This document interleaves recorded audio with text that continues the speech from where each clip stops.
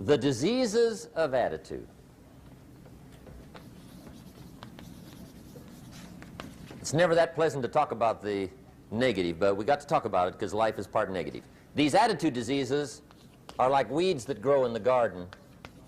It's a normal part of life. Here's a good phrase to note. Negative is normal. It's not successful, but it's normal. It's part of life. And here's the next key, in my opinion. You must learn to handle the negative. Don't ignore it. Handle it. Now, I know some people teach the other way.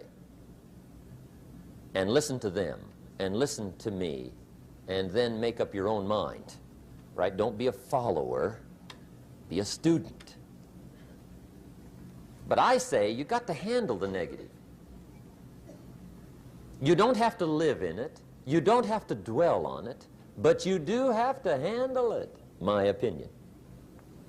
I know some people teach, just turn your head real quick and say, there's no weeds, there's no weeds, there's no weeds. They'll take your garden.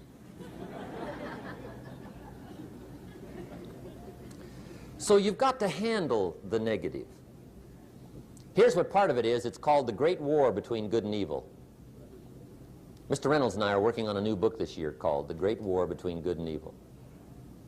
And there is a war on. The minute you were born, you got involved in the war between good and evil, between darkness and light, between negative and positive, between evil and good, between tyranny and democracy, between weeds and human activity. I mean, the war is on. If democracy sleeps, guess who never sleeps? Tyranny. In the absence of light, guess what's automatic? Darkness. If good does not arouse itself and become active, guess what moves in? Evil. It's a war.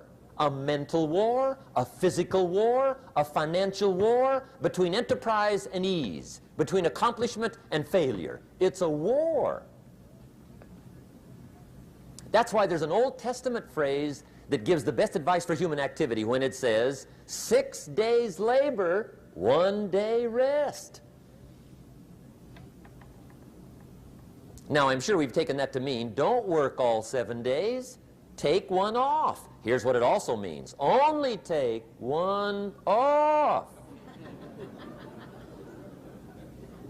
Or you're liable to lose the war.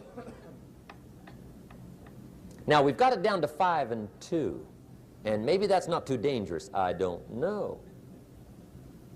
If God would have thought of 5 and 2, he might have made it 5 and 2. I don't know. You can't think of everything.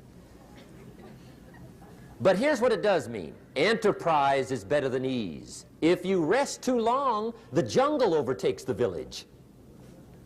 Now, here's the good news about the war between good and evil. Evil is no match for good, but good must be active.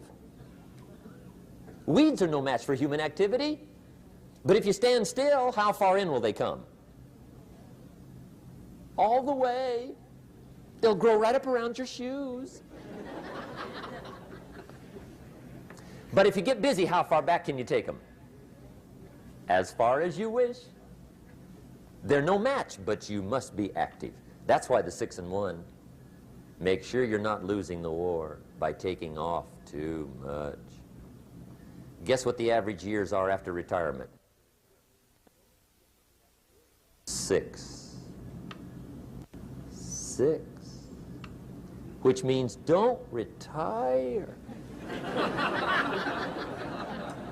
Your chances are too slim. Okay. The war between good and evil, the weeds. You got to make sure you recognize the negative, handle it, deal with it, and then go on. Let's make a list of the diseases of attitude that can wreck all your chances to do well. One of the words that destroys everything is called neglect. Neglect. And I found this out. A week of neglect could cost you a year of repair. It isn't worth it. So what to be on the lookout for? Here's the list. If you were making it, you'd have the same list I've got. Right? We're not covering anything new tonight. This is a reminding session, not a teaching session. But it doesn't hurt to go over it again. Here's the list. Attitude diseases. Number one is indifference. The shrug of the shoulder. The guy's not even concerned. He's just drifting. This is called the mild approach to life. A disease known as mildness.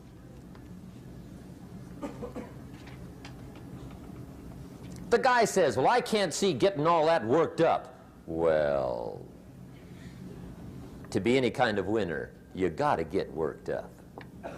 There's one problem with drift. You cannot drift to the top of the mountain. And the good Lord said in the closing chapters of the Bible, here's the best way to live, one way or the other. That's best. Hot or what's next best? Cold is next best to hot. Not the half-baked middle, lukewarm, not too hot, not too cold. What a sad way to live. I think what it means is pick a direction and go with everything you got. Just pick one and go. Somebody says, yeah, but what if it's the wrong direction? You'll find out quicker. It won't take you 25 years to wake up and say, oh no, I've been walking the wrong road. I told my staff the other day, next best to prosperity is adversity. If one doesn't get you, pray for the other. We all do better from one of two reasons, inspiration or desperation. And I don't wish anything bad on you tonight, but if you're not inspired, I hope a wagon comes down your rut. Whatever it takes to get you to try harder, read more, set your goals, and go for it. Somebody asked me one time, what quality would I pick if I wanted to work with somebody? And you know what I picked first? Number one, strong feeling. Please, number one, give me somebody that feels strong. About most anything, I don't even care. Just so they believe it. Even if they disagree with me. Wonderful. Just so they disagree vigorously. I'm not saying it's easy to win those kind of people to your point of view, but I'd rather do that than to try to resurrect people from the dead. Pump them up every month, pump them up, pump them up. I pass.